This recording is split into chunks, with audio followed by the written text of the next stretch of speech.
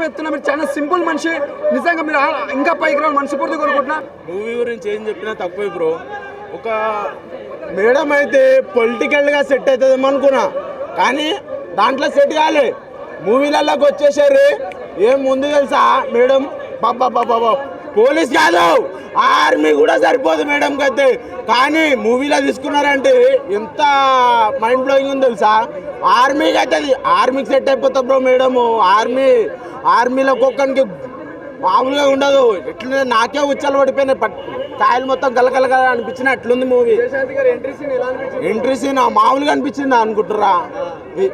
బాబా వీర class bro, వీర class అంటే వీర class.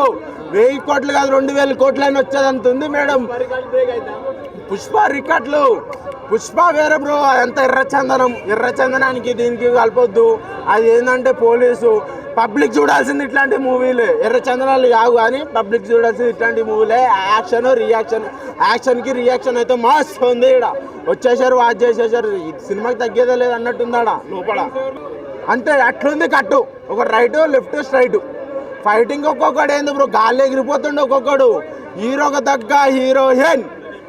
తగ్గ heroine అంటే విజయశాంతి మేడమే. అదే అన్నా అరే ఉందా లేవు అన్నా, అమ్మ తోడలే గుండుగా.